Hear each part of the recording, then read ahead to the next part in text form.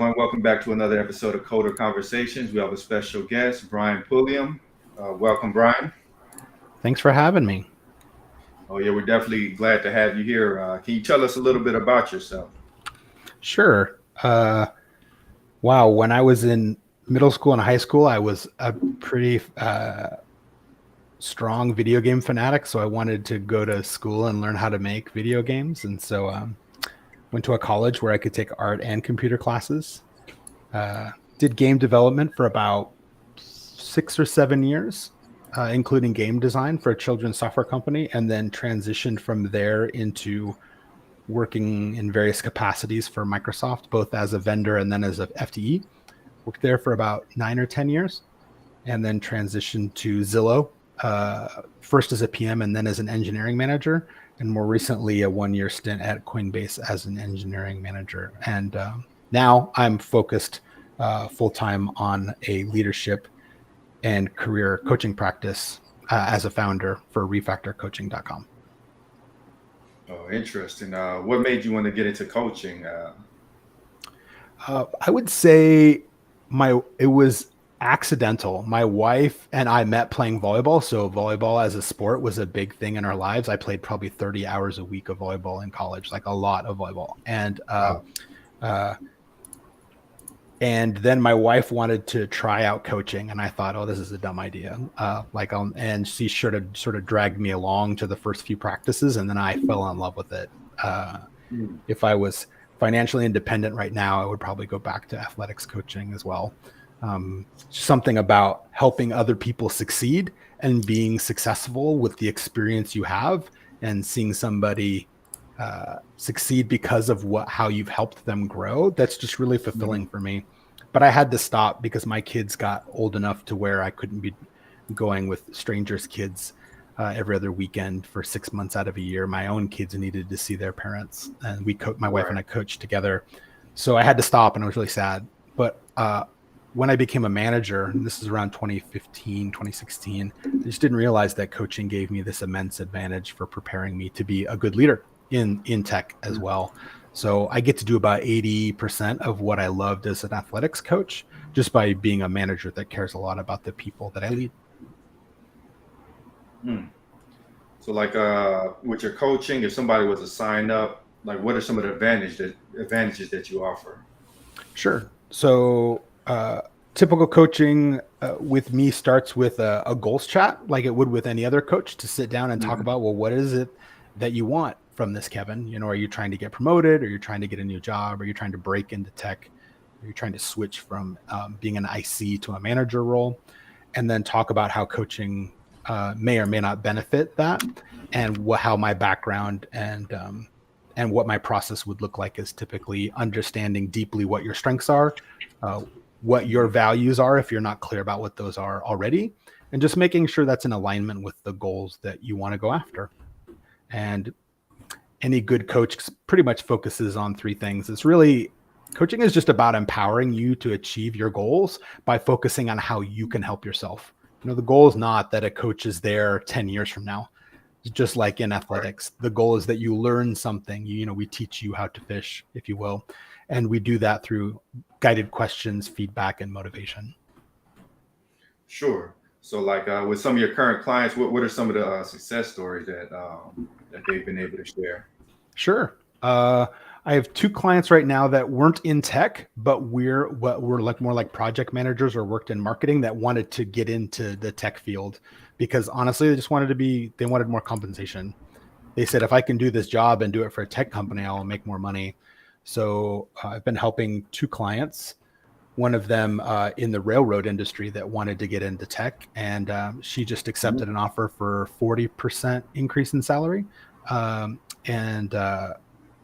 And really that was me sitting down with her and helping coach her through how to speak to the transferable skills, because a lot of people not in tech can work in tech. They just don't know what to call things, right? There's a certain jargon and lingo in technology that probably sounds like a foreign language to someone who's not from tech, but it doesn't mean they can't do it. They just call it something else. And so I help them understand the dialect or the vernacular, right? Well, what is an epic? If you ask someone outside of tech what an epic is. They're like, I like a really good movie. I don't know, that was epic, right?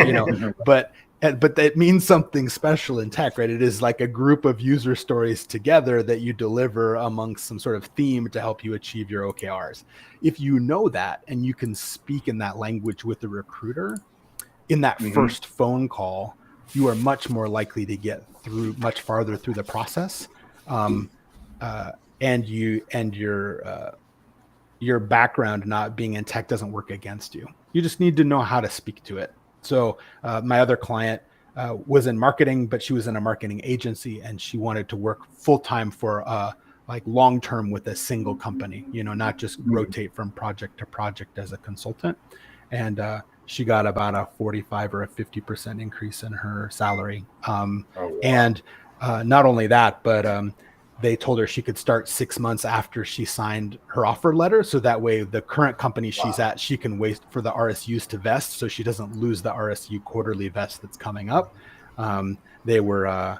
She was going to use it just as a practice interview. She didn't think she wanted to work there. And then they fell in love with her so much as a client that they kind of went outside the range for the salary, told her she could start 6 months later. And kind of ended up being the best of both worlds for her situation. Are a lot of cases like that where somebody transfers from a field that they're not necessarily in, and they always have like these huge bumps? And well, it might just be just tech having huge salaries compared to other professions. But what I'm trying to ask is, do you see that a lot where you can are all your clients always like a huge bump in salary, whereas like 40 or 50%? It's not always 40 or 50, but it is always more. I have not yet coached someone who's making less money if they're going from outside of tech to into tech. I think that's what attracts them in the first place, right? As they hear about some of the salary differences. And if you really sit down, Terrence, and you look at what they do day to day, it's not really that different in tech than it is somewhere else. You have to do your homework and and learn some terminology and keep your skills up to date. But you have to do that with a lot of jobs that aren't in tech. So why not get compensated better for doing what is largely the same role? Yeah. I guess, how would you teach somebody the pitfalls when it comes to like working in tech? Because sometimes there are cases where, at least in my experience, where if I'm working on a project and I don't have that resource that I can lean on, like, hey, if I'm stuck on something and I can, turn around and ask Kevin for some help, but then he's busy. How do you teach somebody to become resourceful? Yeah. So it depends. Well, okay, that's an honest answer, and it's not a very helpful answer. So let's go deeper than that for a second. So just yesterday, I did a team session where one of the clients I have is a manager, and he's an engineering manager of a team of about 5 people.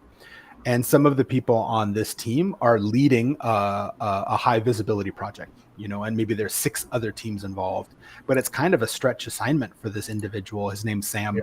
And Sam isn't, if you were to paint very broad strokes, he's a quintessential sort of semi-introverted developer, not necessarily somebody who's super open with reaching out and asking for help. So one of the questions he had in this team session yesterday is like, hey, how do I navigate this? Similar to what you're describing. I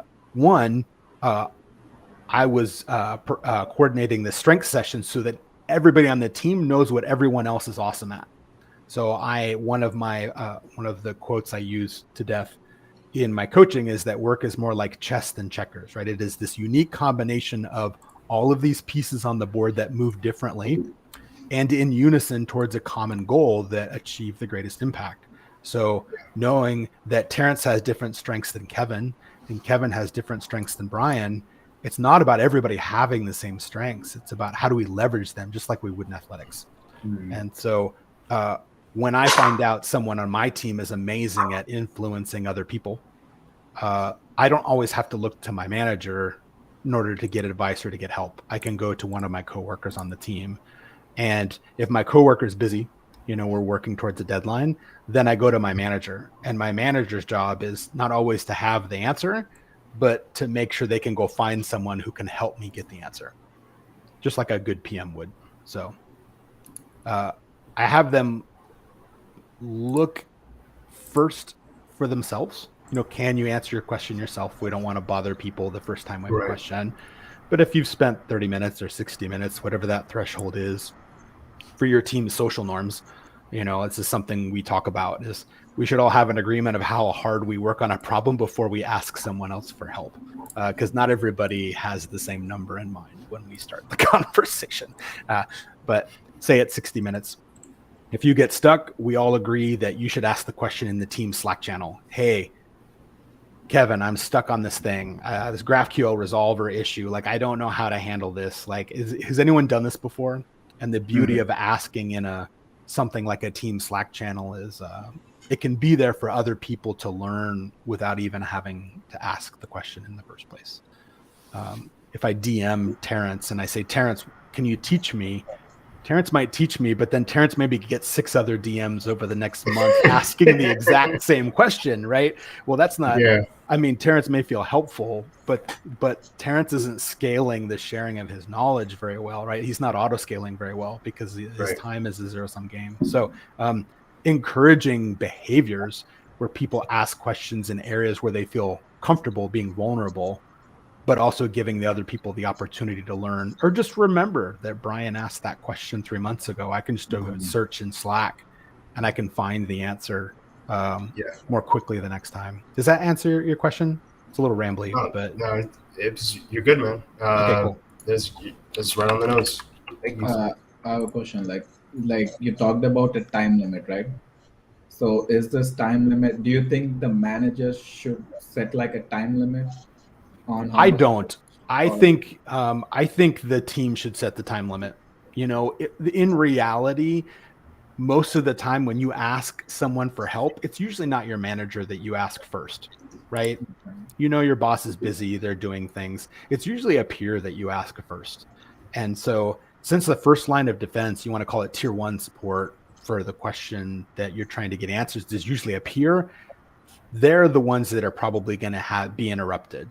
And so, even in volleyball, I would ask the team to come up with what the social norms for this team should be. Like, what do we think our rules should be? What are we going to hold ourselves accountable to? And honestly, if I set those rules, they could be too stringent as a manager, or they could be way too lax. If amazing things happen, if you just ask your team, what do you think our rules should be? And I've done that on a volleyball team, and people are like, oh, if you're 5 minutes late to practice, you should have to do an hour of sit-ups. I'm like, whoa. Like that's not necessary. And it's not actually constructive. Maybe you do 2 minutes of sit-ups, right? Like, and I can help temper some of the things, but you can get a lot of insight into what your team values just by asking the question rather than telling them the answer. Because you might be surprised at what you hear. They may be a lot more stringent than you would be, and then you can tone it down. Like, that's a very different message when a leader asks the team, what do we want to hold ourselves to? And then the leader actually softens it a little bit. You come across as accommodating, right? Whereas if I told you what it was, it would sound like I'm a dictator. So I'm a big believer when it comes to team norms and processes that we have those discussions in something like a retrospective, like, every sprint, like every week or 2 week, whatever your sprint cadence is. That's nice. What are some of the bigger mistakes that clients make when negotiating salaries and progressing their career? The knowing what you're worth is a tricky thing. I don't, all the things I recommend today, I don't have any financial stake in, but I'm a big believer in leveraging experts, right? Standing on the shoulders of giants, if you will. And, I really like educative.io. So for those that don't know, educative, educative.io is a website where you can learn a lot about a lot of different technologies, but they also have a really great course on salary negotiation in the tech industry. And the beautiful thing is that this website has been designed by developers, so there's absolutely no videos, because no developer wants to watch videos when they're trying to learn something. Like they're like looking for how to change the playback speed to like 2.5 speed. They're like, oh my gosh, this is taking forever. Where's the transcript? I don't want to watch something. I want to read something. I read much faster than I listen. And they have a subscription model, but for like something like $200 a year, you get access to their entire library, and the negotiation course and the grokking the system design interview course are the two things I attribute to like having a successful interview process at Coinbase. Tons and tons of case studies to go through. How would you design YouTube? How would you design LinkedIn? How would you design Bitly? How would you design Google? All of these things. It was an invaluable resource. I think the biggest mistake is someone just undervaluing themselves because they really want a job. And I think there's a path forward for any company that's of reasonable size. And I would say over 500 to 1,000 employees at a tech company. You should definitely research what's called compa ratios. You guys know what compa ratio is? You ever heard this phrase? So a compa ratio is a normal distribution where 1.0 represents the median of the salary for, say, like any title. For like a senior developer, a 1.0 will be a certain salary amount.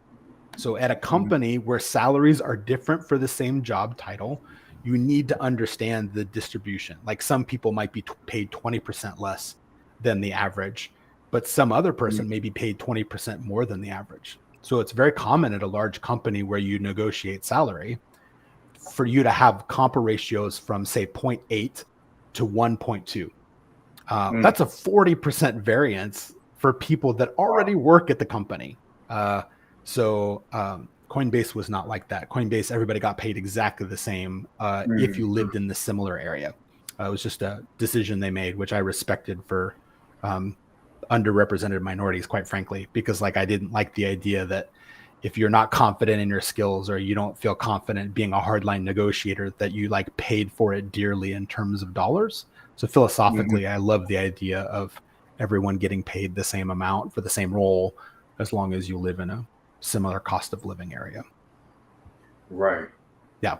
So my boomerang question back when we get into comp is to say, can you tell me what the 1.0 comp ratio is for this role? Because they should actually be able to answer that question. They should be able to tell you what the median is, and then you can do the math about what the range is about plus or minus 20%. And if they won't tell you that number, then that's a red flag to me. Yeah.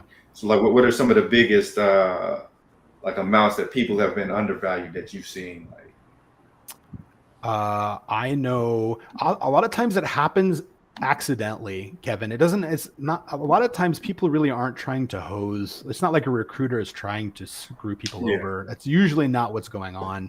They're chartered with filling the role for as cheaply as possible. That incentivizes some really goofy behavior, right? You know, if you find somebody willing to accept $80,000 for a role where the 1.0 compa ratio is 120, the recruiter might feel like that's a home run until that person finds out how much their peers are making, right? How long do you think that person stays there when they find out they're making 50% less than someone else, right? They may stay 6 months or a year, but they certainly feel suckered. And now that recruiter is having to refill that role all over again.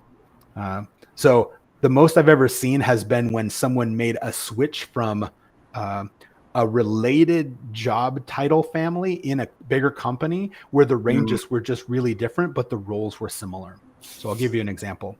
There is a job family called PM Marketing Manager. And so they are a product marketing manager. They don't have the same salary range as a product manager, but I know a PMM that went into a PM role and came over as a senior. And I thought she was making about 150,000 was kind of what I expected her to make in salary. And she was making about $110,000. So about 40% less than the median. Now, when you move over, she was moving teams and moving job families at the same time. So her new manager just didn't think to look at her compa ratio until the next annual review came up. And then she looked at it and her eyes bugged out of her head. She's like, oh my gosh, why is this person's compa ratio like 0.6 or 0.7? And it's difficult to fix that. You almost have to get your VP to approve new heads to be opened and then cannibalize the heads and spread the money out in order to address the compa ratio at that point. So one thing I really strongly encourage managers to do when they get an internal transfer is absolutely look at the compa ratio and make sure you don't have some outlier where because of the team they were on or because of the role they had, you need to address that early. But you know, this person's manager just didn't know until like 6 months later. And then they were in a real sticky spot. Luckily that VP got budget for 5 more employees and then didn't hire anybody. They just distributed that 5 employees worth of salary to fix some of the systemic underpayment that was happening. But there's not every VP is gonna volunteer to do that, right? You know, they're encouraged to do less with more. But luckily this was a great leader, so I respect him for that a lot. Would you say engineering managers look at the salary before sending out an offer, or is it like left to the recruiter to do that? Most companies I've worked for, you know, the recruiter, we don't deal too much with the salary. You know, this is for companies I've worked for. So this is mostly Zillow and Coinbase where I was a manager. The recruiter might tell me, hey, this person's asking for a lot of money. So I just want to make sure they're not a junior in your mind, like that we should expect to get a lot out of this person if they're asking for this much. But the negotiations of the salary is really usually handled not by the manager themselves. It's handled by recruiting. Like, will they fit in the range? You know, are they asking for too much? You know, if they're asking for too little, most recruiters will pull them up at least to the midpoint. I mean, at least to the minimum. So, and say, hey, we need to pay you. We will get in trouble if we undercompensate you and you're working here for a certain amount of time. That's where bringing up compa ratio is really important. So you don't come in below, you don't want to come in below 0.8 on a compa ratio, quite frankly. So. Yannick, did you have any questions? Not at the moment. I was actually looking up compa ratio and trying to figure out how it's calculated. Yeah, it's usually your salary divided by the midpoint for that range. So like if you have a $120,000 salary and the midpoint for your job title, like for the say 50 people in your company that have your same job title as 100,000, then your compa ratio is 1.2. So if your salary is identical to the median, basically, then you have a 1.0 compa ratio. Now, I have not often seen compa ratios over 1.0. And the reason for that is that the outliers skew the median, right? Like if you heard this joke, like, you know, Bill Gates walks into a bar and the average net worth of everyone in the bar is now like $1 billion, right? Like, you know, it's like, it doesn't, he skews the average. So you will have people who skew the average. It does not mean you have an equal number of people below 1.0 and above 1.0. The average is usually around 0.8 to a little over 1. And then you'll have a few people who negotiated the heck out of their deal, or knew the VP or knew the hiring manager or knew the recruiter and negotiated some monster deal. And they sort of skew things the other way. So yeah, you've worked at a lot of prestigious companies, Zillow, Microsoft, Coinbase. Can you tell us about some of your good experiences and bad experiences, kind of like compare and contrast them for us? Sure. I find it helpful to have sort of a framework for this. So like I'll talk about people, product, process, and career for each of those, right? Because not everything is better at every company, like physically impossible, right? So at Microsoft, what I loved about working at Microsoft was it's very prestigious and it's so large that you could move teams every year for the rest of your career and never run out of teams to work for, right? It's just so big there is a beauty in not having to change your benefits package or fill out a new I-9 form, right? Or to change your 401k provider, right? And still stay within the umbrella of a large company and still yet be able to grow in your career for 20 or 30 years. And so that's definitely in the pro column from a career perspective for Microsoft.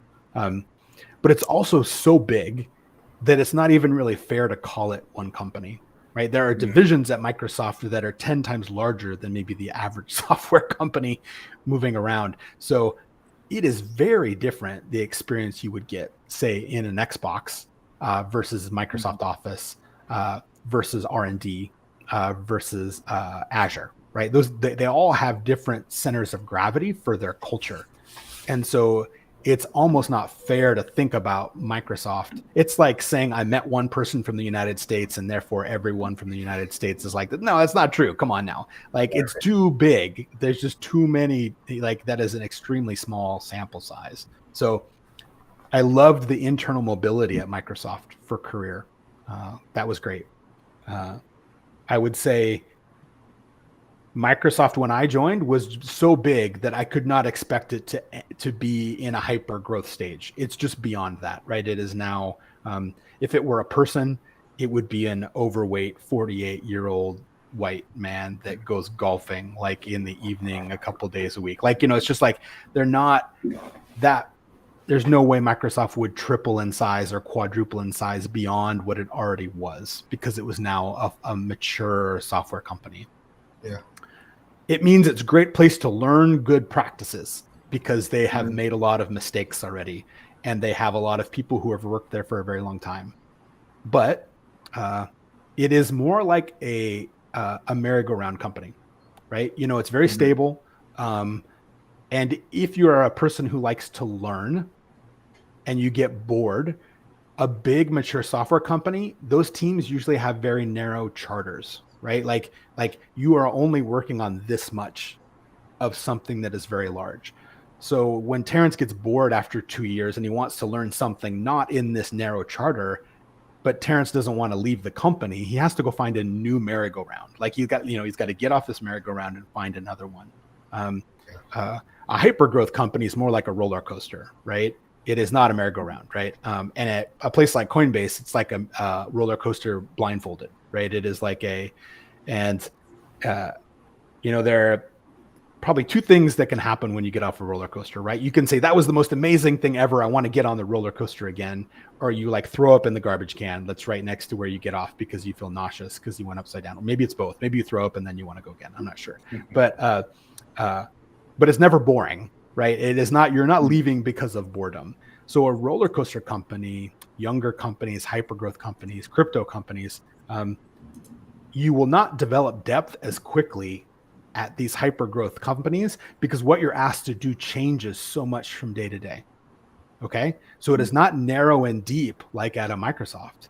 It is very broad, but it is shallow because things are changing so quickly. You never have enough time to develop depth. Some people love that because they love the challenge. It's like playing dodgeball, right? It's like you have a plan going into dodgeball and it just all goes to hell. Like it's like you don't know what's going to happen. Some people thrive in that environment. Some people don't want that at all. They want the predictability and the stability of working for a larger company.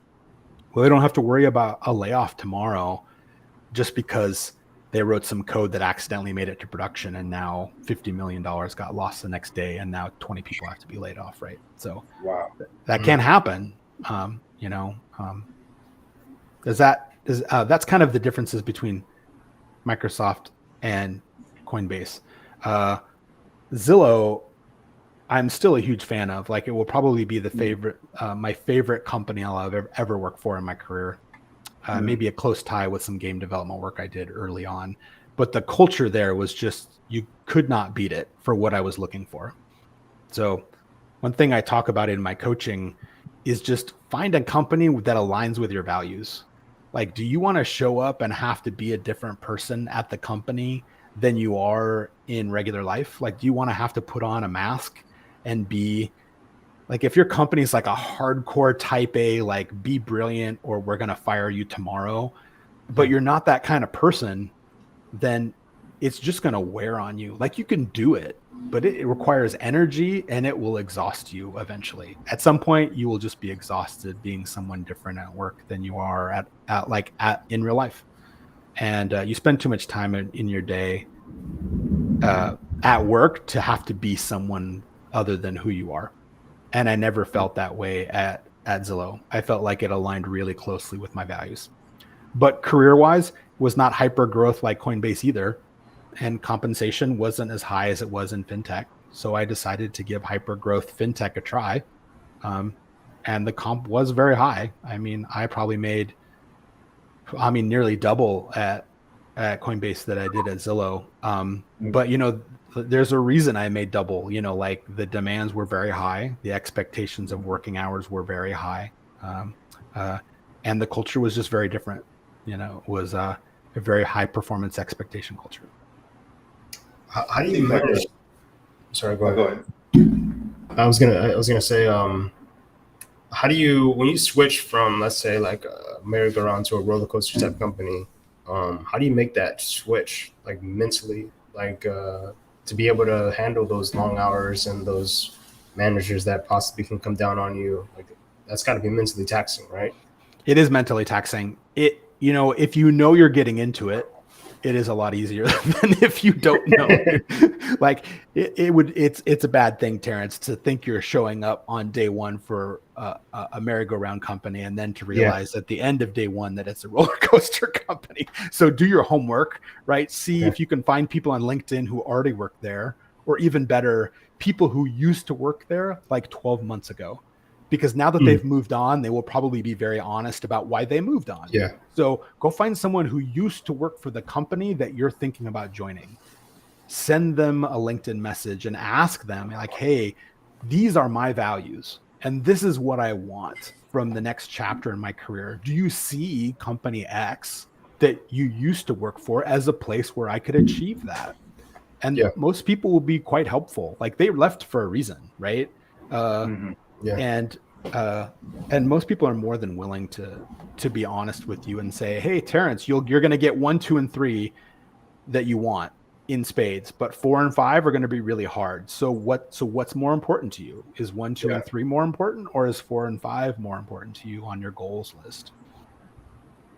So there's that, knowing that what you're getting into. And then secondly, just making sure you have a really good manager that you feel like you can be open and honest with. So I always, there's some questions that behavioral questions I will ask my manager before I accept a role to see whether or not they're the kind of person who is willing to be vulnerable. You can't say, hey, are you a vulnerable leader? Like, well, who's going to say no? Like everyone will say yes. Like that's like saying, are you a good employee? But you can say, hey, can you tell me about a time when a direct report came to you with the difficulty ramping in the first 3 months of their career, and how did you support them? The answer to that question is very telling about whether or not they will be supportive of you if you struggle early on because you're moving from merry-go-round to roller coaster. If they say, well, I expect people to be able to ramp by themselves, and if they come to me asking for help, I see that as that this isn't a good job fit. Well, that's a very clear answer, right? It may actually save you from making a bad decision to join that company potentially if that's not what you're looking for. But if they say, oh, Sally came to me and she said this, and I realized she had really too high expectations for herself and that we had to get clear on her goals because she was trying to move too quickly. And we made sure that to set her up with a mentor, one inside the team and one outside of the team. And then we just had more honest conversations about sleep and stress and working hours. And it worked out really well. Like, how much better do you want to work for that person than the first person, right? Like, I want to work for the second person. So you got to give people opportunities, especially your bosses, to tell those stories that align with some of your concerns. Roger, cool. Johnny, do you have any questions? Yeah. So I saw this on Reddit somewhere, and they were talking about like moving from a developer to a manager is not just a promotion is actually a career change for you. Absolutely. What are your thoughts on that? I absolutely 100% agree. In fact, I have very strong feelings about this. I will try and temper my strong feelings so that this is safe, still safe for work. So making a transition from IC to manager is like trying to jump the Grand Canyon with a bicycle. Like, it is really hard to do, and because it is a completely different role. Anyone who tells you like this is an IC role and this is a manager role is either not a very good manager or has never been a good manager. Like, I don't know how else to put it. It is a completely different shift in role. You now succeed as a manager because your team succeeds. It has very little to do with what you do directly as a manager on whether the team succeeds or not. Your job now is to create an environment where success is more likely. That's almost it. Like, also grow your people, right? Make sure that you put them in positions to be successful. But it has very little to do with what you do. You now have indirect influence over your people, and you have some influence over the process, but the product is like what comes out of the factory. You know, I'm a big believer that the machine that creates product is the people and the process together. That's like the big machine that where the widgets come out. But I don't believe you fix the product by focusing on the product. I believe you fix the product by focusing on the people and focusing on the process that creates the product.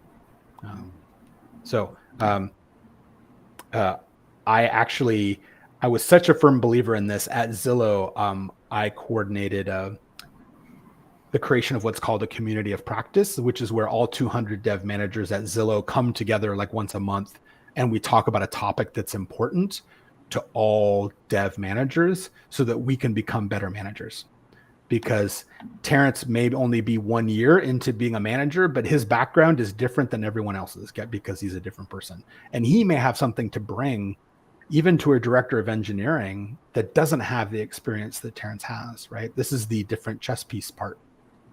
So I can learn from Terrence. If he has the same job title as me, there's something Terrence can teach me. I don't care how long he's been in the role, even if it's been a week.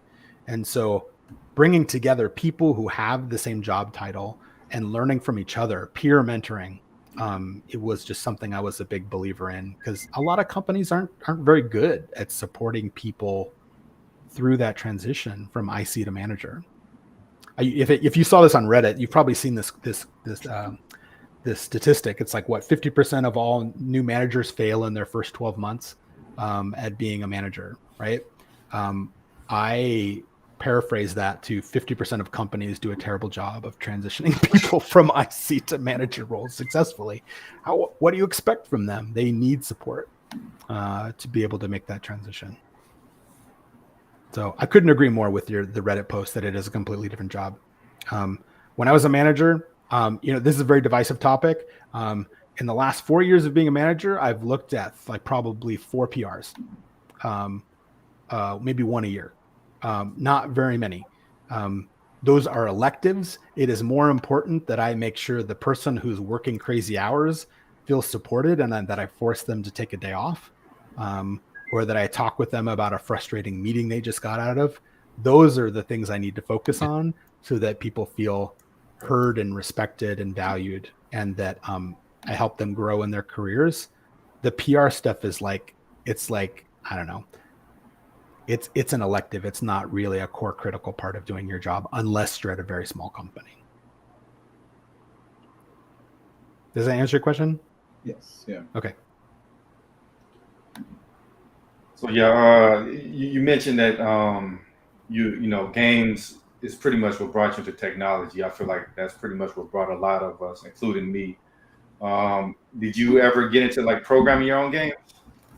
Oh yeah. Like my first real career job out of school was for a company called Humongous Entertainment, and they made Pajama Sam, Freddy Fish, Spy Fox, Backyard Baseball, Backyard Hockey, a bunch of games that people I manage now played the games I made when they were kids. So if you want to feel old, Yeah. like that's a way to feel I old. played Pajama Sam growing up. Yeah, there you go. So see, Yep. I'm officially 1,000 years old now, so it's fine. In fact, if you go to mobygames.com, they have a game credits database. You can type in my name and you can see all the games I worked on, either as a game developer or as a game designer. That's cool. And so it was very formative, like working in games at that time in children's software. Like I want to hear Kevin's story, but when you work in children's software at that time, these are all hand-me-down machines. Like, they have like the parents' like 12-year-old computer, and then they bought the new computer and they gave it to their kids. Our games weren't even installed to the hard drive. They spooled directly off the CD. So the bar is 0 bugs. The bar is no bugs, because there's no way this game company is going to rerun a gold master because there's a bug fix. Like, and some 5-year-old is going to be crying because she doesn't get to see the end of the story because you messed something up. Like, it's too expensive to fix a bug when the bug is on media, right? Yeah. So the quality bar is just like, it's all the way at the top. There's no real room for any bugs. And that is a great way to start a career. A great way to start a career is to like just not tolerate any errors at all. And then to work on things that kids love. Like, oh my gosh, talk about an amazing group of people that ex-Disney animators working on classically drawn, hand-animated stuff in order to make kids smile. And then, how would you not want to work long hours at a game like on a company like that? It was amazing. Very creative people. How about you, Kevin? Like, what was your gaming experience like? Okay, so I pretty much started with the Nintendo when I was 3. I got an NES, and I'm 38 now, so I've been gaming for a very long time. And graduated to like the Genesis, Super Nintendo, and all the way up to I got the Xbox Series X now. But like in terms of game development, I've always wanted to make my own game. But back then, like when I joined it, kind of like in the 90s, it was like really difficult because the resources weren't nearly as robust. They didn't have like all these game engines like Unity. So you had to like learn C. You had to do everything from scratch. Like learn graphics programming and all of that kind of stuff. I don't know. Are you familiar with an RPG engine called Verge? Mm-hmm. Okay, yeah. I was actually in that scene for a little while, trying to make my own RPG. I kind of got ADHD, so I never stay around long enough to finish something. But, that kind of gave me the passion to, really want to pursue it further. But, game programming is hard, man. You got to learn a lot of math and, data structures, algorithms. Yeah, the constraints can force a lot of creativity. I had a friend, gosh, this probably was in the 90s, and he worked for a company called Sucker Punch, which made a couple really popular PlayStation games, like Sly Cooper is one of them. And, Steve is his name, and he was one of the engine programmers. And I was talking with him maybe about 6 or 7 years ago, and he's on a PC and he was running Gmail. And then he opens up the task manager and he sees that Gmail's taken a gig of memory. And he just loses his mind, right? Because like when he made Sly Cooper, the original game, it was a full-time 3D rendered game that ran in 4 megs of addressable memory space. Wow. 4 megabytes. Like, and the goal was like 30 to 60 frames per second, full 3D game, cartoon thing running in 4 megs. And he's just like, how is it that Gmail, that's not even animating, is using a gigabyte? Like, you spoiled little programmers. Like, what is wrong with you? And so to grow up in games working on them is to try and eke out like NASA style, like every single like bit of memory and make it as optimized as possible. And later in your career, you look back and you're like, wow, I can't believe that Excel is taking 980 megs for this stupid little spreadsheet. Like, it's like I would like to send some of those developers to work in game development for a little while and then come back. So, what is causing these programs to be so bloated? Like, what are the mistakes these programs are making? I mean, is it mistakes? I mean, I don't know. Memory gets so cheap at some point, you know. NASA made things fit in 40K because that's what they had to deal with, right? It's very much a necessity is the mother of invention kind of thing. My son and I built a gamer rig for him like a year and a half ago, and he has I think he has either 32 or 64 gigs of memory, right, in his gamer rig. Wow. And it's like, does he need that? No. How much does it cost to double the memory in a PC when we were building it? Like $200. It costs like $200 to double why would you not? And so at some point, and then AWS comes along and now you have auto scaling. And so it's like, if that compute can scale and you can afford it, is that a problem you need to solve anymore? Or is your problem that you want to focus on not efficiency, but just getting more customers willing to pay you money? Exactly. Yeah. And oftentimes it's just the latter. You could make it take up half as much space, but is it a good use of your time? Sometimes not. Have you dabbled with game development after leaving leaving the industry? No, I haven't. I keep in touch with some of my friends who do, and some of them are ultra nerds when it comes to optimization. And so there is a guy I know named Brad, and he was responsible. So we're going back really far, but there was one of the very first adventure games that came out was a game called The Curse of Monkey Island. It was a game where there were like verbs that you could click on, like look, use, pick up, whatever. And then you click on the image. So there's like this concept of like a verb and a noun. So you would click on the verb and then click on the noun. And it was a way to like sort of have static backgrounds, but interact with games. And Brad started at the company that worked on Curse of Monkey Island, and they underestimated his capability. We'll just put it that way. And those games used to come, if you remember, Kevin, this might be even before your time, I'm not sure, but they would come on like 3.5-inch floppy disks, and you would get like 25 of them, like when you got the box, right? And you'd have to like install it'd take like a half an hour. And they underestimated him so much that he just decided to show them what he could do. And he took one of the upcoming games. I don't think it was Curse of Monkey Island. I think it was a different game. And he dropped the number of discs required in half. So instead of the game having to ship with 10 discs, it only had to ship with 5. And then they started to take him more seriously. And so optimization for him became a way for him to demonstrate his career. So I keep in touch with Brad on occasion. He's working on a game that takes up 100 bytes of memory right now. Which is a very simple racing game, as you can imagine. And he actually writes directly into memory using some old school C programming, usually uses memset for a lot of his stuff, and will actually write over the buffer so that way he can get like a road that kind of goes diagonal on the screen by overwriting the memory to the next line, which just gradually shifts some of the road on the racing game back and forth. But those people's brains work very differently than mine. So I do not do any more gaming since the gaming industry, that's for sure. So yeah, I know Sucker Punch, they recently produced Ghost of Tsushima. That's probably one of the best games that's come out in recent times. Yeah. I do find the games I'm attracted to are usually the games that are different or unique in some way, not necessarily blockbusters. I don't have time for like Call of Duty or anything like that, but Fez I find fascinating. Like if you've never played Fez, the puzzle game, it's just very interesting 8-bit game where you shift the perspective. It's kind of like Monument Valley in the sense that perspective plays a part into the puzzles, but fascinating game for Xbox. A lot of indie games and things like that I like to be able to pick up and play.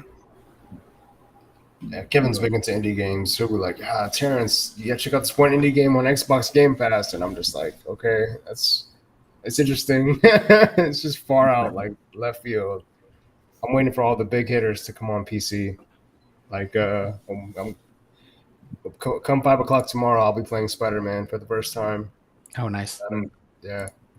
Like, I'm happy that a lot of these bigger brands are finally porting over their stuff like legally over to PC. Like because there's emulators and stuff, and I'm not trying to sidetrack the discussion into like piracy and all that stuff, but it's like, do I really want to spend $500 on a console when I have this machine here that could play like everything under the sun that I throw at it? Yeah. No, it's just a matter of like reduce the friction for me to pay you for what you've built. That's it. Right. That's all I want to do. Like, I don't want to spend $600 because that's prohibitively expensive for this. And I don't want another. And if you're trying to buy a PS5, I mean, wow, it's been like 2 years. Can you even get one still? I mean, I think you can now, but like I will tell us a tangent on your tangent. Maybe it'll bring us back on the topic here. But like one of the people that used to report to me at Zillow, he left to go to Noom, like the weight loss company that you see the ads for. And he felt so bad about leaving that he bought me a PS5 when he left. And I didn't even know how he got it. I guess he must have known a distributor or something like that. But I felt like embarrassed to own this PS. I had it for like a year and never played one game. Like, I never even bought a game for it. It was just sitting in my living room. And it's one of these things, to your point, of like the cost. And at that price, they're losing money on that console too. That console probably costs $1,000 to build, right? And they are selling it for 500 or whatever it costs these days. And I didn't feel good holding on to something I wasn't using that I know somebody else wanted. I ended up giving it to a relative who was in town from Norway, who was trying to get one. And I was like, "Oh, take mine. I don't even use it." But the friction is just too high when it comes to platforms, right? The goal should be, I will even pay you $50 for that game, even though it only costs $20 on your native platform. Yeah. I just want to give it to the people who built it. I don't want to give it to some publisher. I don't want to give it, I don't want $30 of that going to PlayStation. I want to give it to the builders, to the creators, right? Who made this game and worked their butts off to make it such a great experience. I would like games to have like a trial version or something where you can actually play the game before I buy the game. Because I spent $60. Like back in the day, we had demos. I don't know about nowadays, not so much. Yeah, the version of demos these days are like freemium and casual games, right? Where it's like at some point you get to like level 180, and it's like really impossible to continue unless you pay the money. And it's all microtransactions. Like I'm not paying money for this skin, this skin, that skin that's gonna help me. Yep. Yeah, I now have a different. I used to think freemium was insidious. I used to not like freemium, but at some point, have you ever heard the quote? Hey, if you walk by someone, a street artist, and if you stop for more than 3 seconds, you owe them $1. Like if they were that entertaining for you, then then and they were able to capture your interest, and you appreciated the experience, then you owe them some money. You don't have to give them $100, right? You give them a couple bucks, whatever you have on you. I now feel the same way about games. So like if a freemium game has captured my interest for a minimum amount of time and I'm still enjoying it, then they do deserve my money. I look forward to gratuity being a way to be able to pay developers, right? Like that maybe there is a game where I can just give the developers a tip, right? I can give them a $20 tip. And that maybe I paid $10 for this game, but honestly, I've put in 20 hours of gameplay into it. It is worth way more than $10 to me if I'm still enjoying it after 20 hours. And I can afford to pay it. So why would I not? Metal Gear Solid was that way. Like I kind of wish I could pay more money to the developers of Metal Gear Solid. Like the first time I played that game, as soon as I finished it, I just started it all over again and just played it again through as quickly as I could. The first one. Yeah, the first one. Are we talking like the OG Pixel one or like the PlayStation one? PlayStation. Yes. Yeah.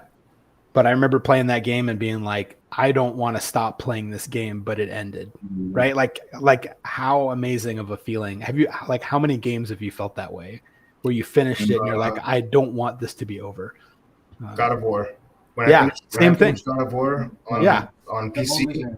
Like when I got to the end of that, I was like, Kevin, I don't know what I just experienced, but like I can't wait for Ragnarok. Like I don't want to wait. I see the hype now.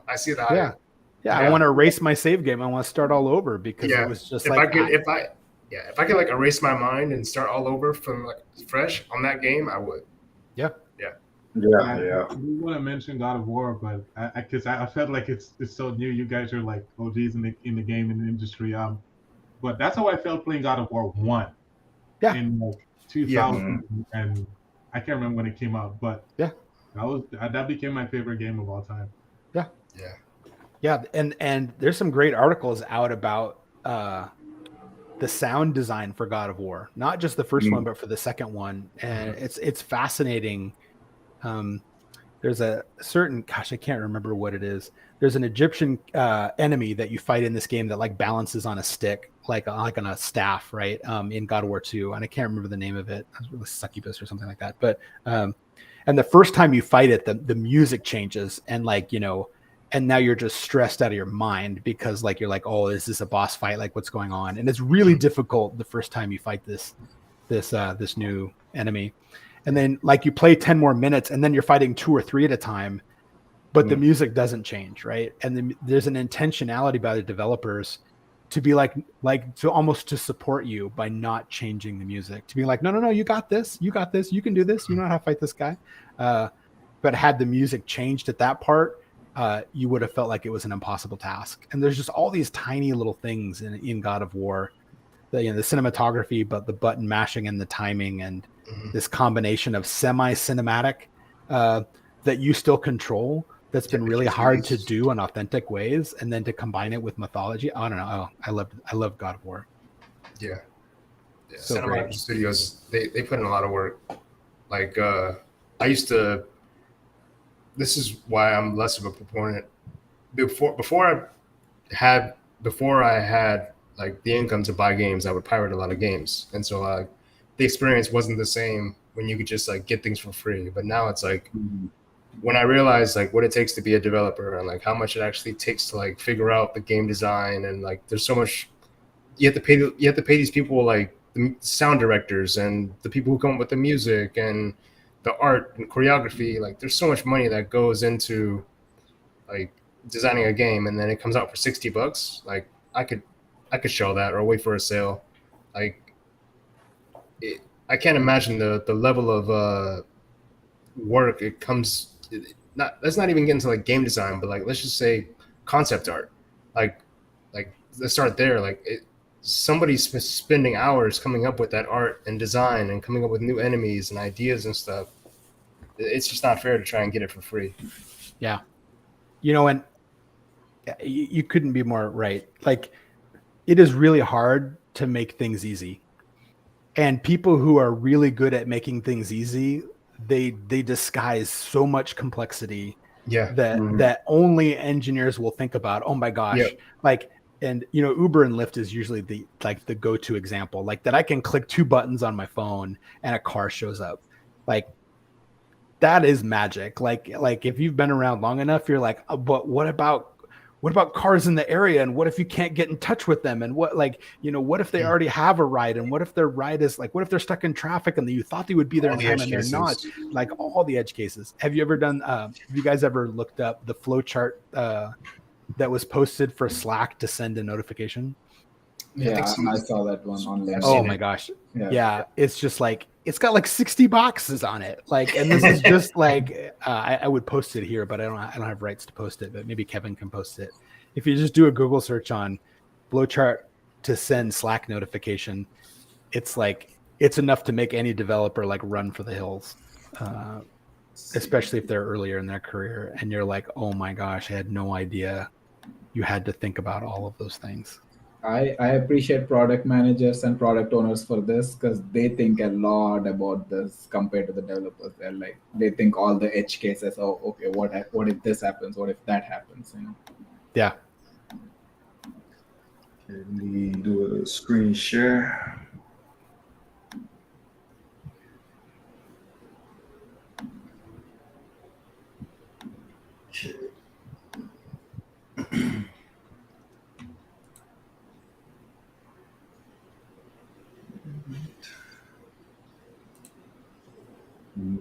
Let's see. I'm not sure if I can share because we got like so many people on, but let me try it again. Okay, here we go. Yeah, here you go. Is this even the whole picture? I think there might be a little bit at the top too. So like this is the flow chart just to send a notification in Slack.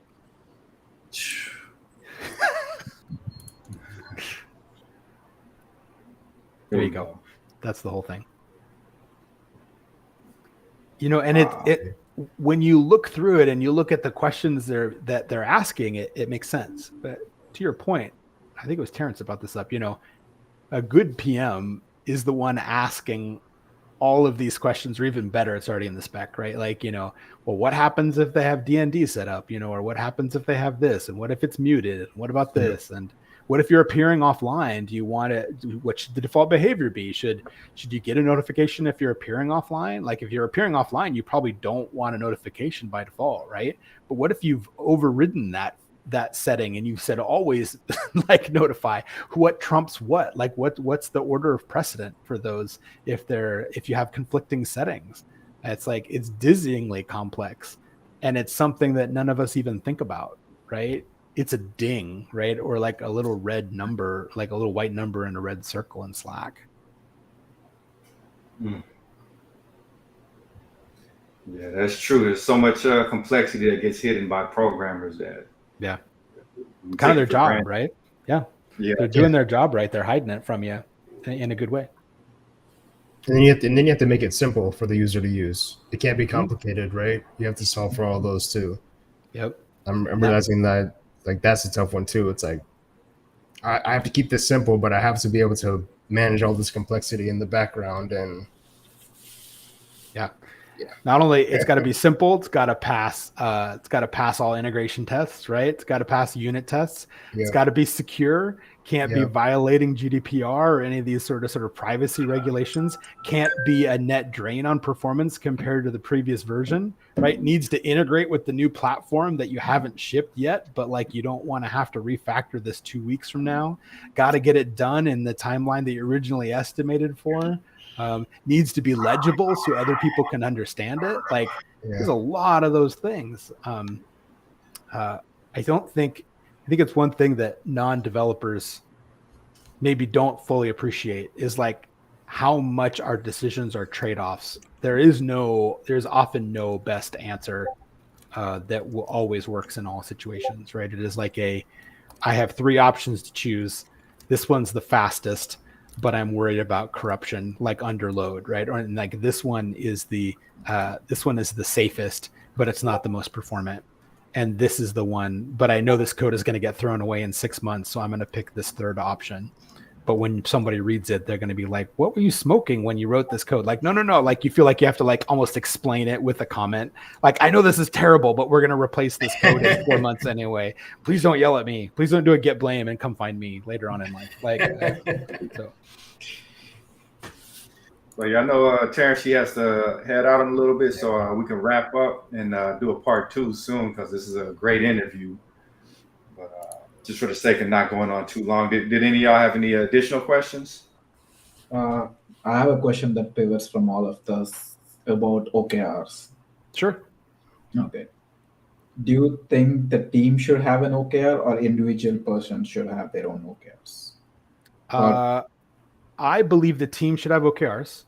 I was also an advocate of me creating my own OKRs to share with my manager. This is something I did not at every company I've worked at, but when you are in a situation where you're preparing for a promotion, like, you feel like it's within 6 to 12 months, it behooves you to find a way to arm your manager with the information they need to advocate for you with people who don't know who you are.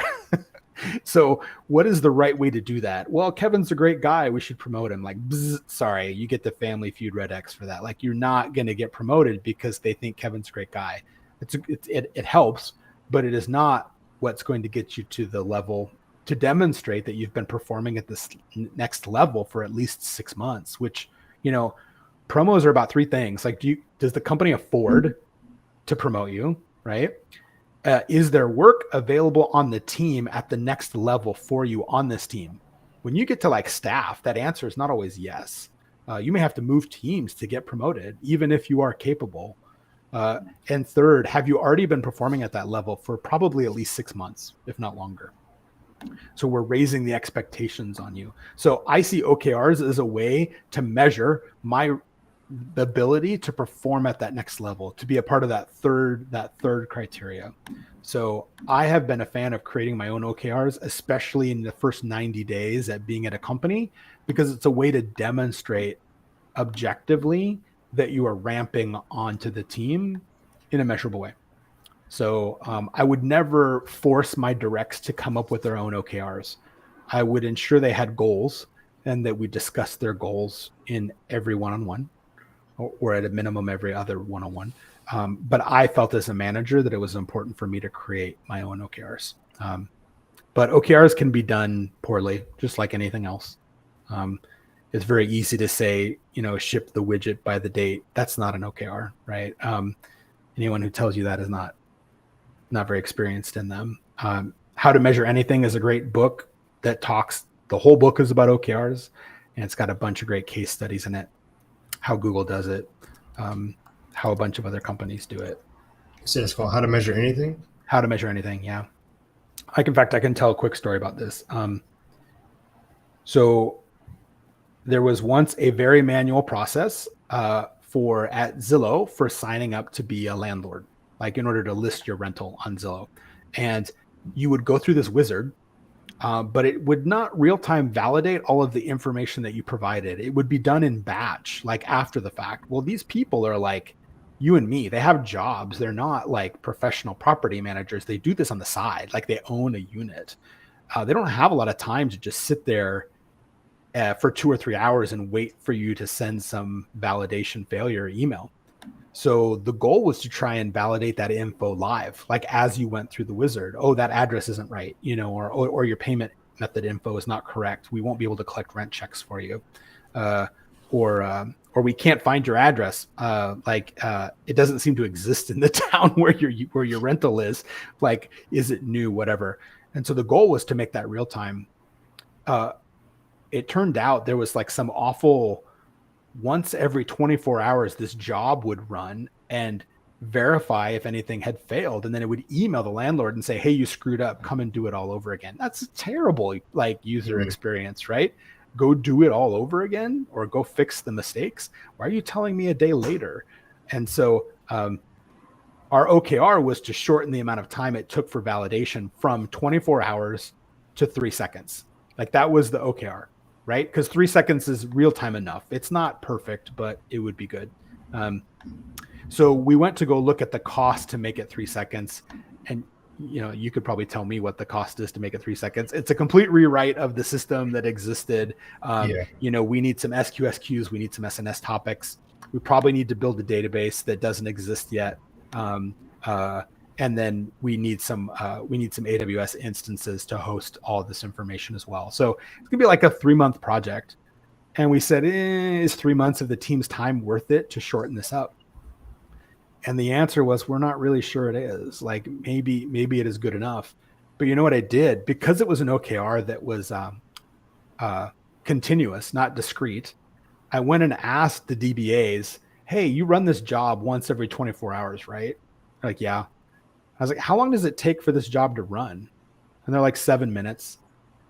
And I was like, wait, what? It takes 7 minutes to run this job? Yeah. Why does it only run once every 24 hours? Well, no one ever asked us to run it more than once every 24 hours. Mm-hmm. How long has it ever taken to run? And they're like 10 minutes. I was like, can we run it every 15 minutes? And they're like, yeah. You want me to change it right now? And I was like, yes. Can you change it right now? So for our OKR, we went from 24 hours to 15 minutes, and we wrote no code. So a good OKR opens up that alternative solution to exist and get you a significant amount of improvement with a solution you didn't originally envision, right? That's what a good OKR does. So I'm a big believer in OKRs. I believe they should focus on the what and not the how. And then that way you give the developers the flexibility they need to come up with a solution that you may not imagine. So if I was looking for a promotion in the next 6 months, Mhm. should I create an OKR for that 6 months? I So would. okay. You know, if I wanted to get promoted the next 6 months, my manager should know already.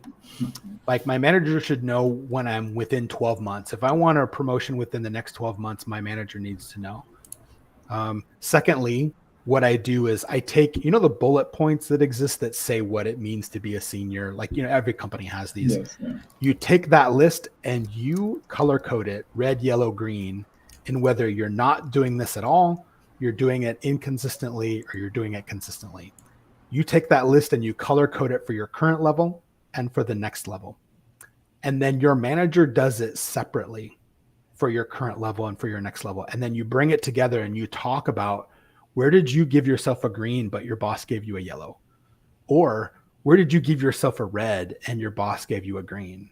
Because it is an incredibly aligning exercise to get on the same page with your boss about where your gaps are.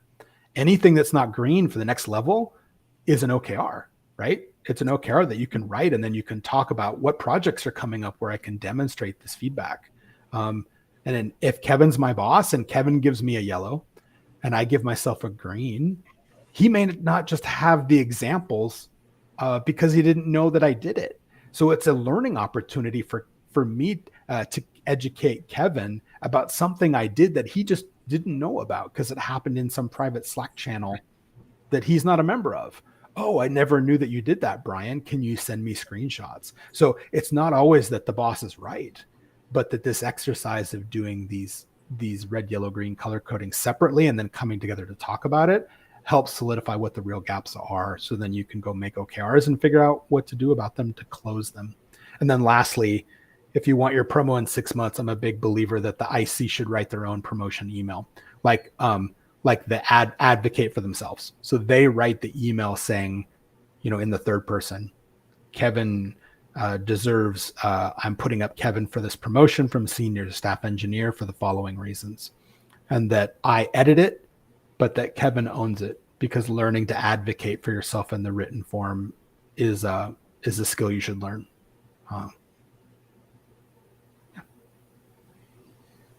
Yep. That's a great information. Like I never thought about actually like coding green and, you know, red coding those points. Yeah. And that's not my idea. I stole that from someone else who told me about it. But like that's kind of the whole point of tech, right? It is this apprentice domain field, right? Like you don't go to a class where they will teach you about this red, yellow, green thing. You will learn that from someone else. And so the best you can do is learn from the people who've been around and who've done it for a long time, and take what's relevant, right? Discard what is no longer relevant and add what is uniquely your own, right? You have very Bruce Lee quote sort of thing. So, yeah. Any other questions, guys? I actually have a quick question. Sure. So something you just said just triggered something in my mind. You were talking about it's kind of along the lines of what we were talking about earlier. You just mentioned apprentice. I'm actually an apprentice, software. Oh, great. Yeah, and I just wanted to know what your thoughts were on there seems to be a lot of these apprenticeship programs popping up now in the past 2 or 3 years in America. They've been more common in other countries for sure, but lots and lots of them now, and a lot of them, they're hiring a lot of, you know, apprentices. What are your thoughts on these programs if you had any exposure to them? So is it equivalent to say like a boot camp program is similar to an apprenticeship? Are those synonymous, or are you thinking something else? So they would usually like hire boot camp grads. Okay. Kind of like. Yeah. I like apprenticeship programs in principle. I think there are a lot of companies going around thinking they're so amazing that they don't need to hire junior developers, and there's some famous companies that only hire seniors, like Netflix only hires senior developers, right? Like you can't be a junior dev and work for Netflix. They're like, why would I bother to train you? Like there are so many people that want to work for Netflix because they get paid so much. Why should we feel like we have to take on training people? I guess there's an element of truth to that, but but I want to work at a place where people grow, where people work at a company where people are known to grow as developers or as people or as leaders. And so I love the apprenticeship programs. They require dedicated resources outside of the team. So like if, let's say you're an apprentice for like the, I don't know, some backend platform team, someone outside of that backend platform team needs to be in charge of the apprenticeship program. And that team needs to have dedicated resources to make that successful, right? There needs to be a person talking with you about what your apprenticeship experience is like, and feedback needs to be flowing back to the owner of that apprenticeship program so that the manager can get feedback that you don't feel comfortable sharing directly with the manager about whether this team is a good team for apprentices. Not every team is, right? It is often a drain on a team to add an apprentice, right? Because they need more help, compared to just hiring nothing but senior and staff engineers. Doesn't mean it's the bad idea. Like I like having a spectrum of experience on a team because it allows senior and staff level engineers to demonstrate they can grow more junior people. That's one of the expectations at that level. If you don't have any junior people or you don't have apprentices, how do they demonstrate that, right? It's more difficult.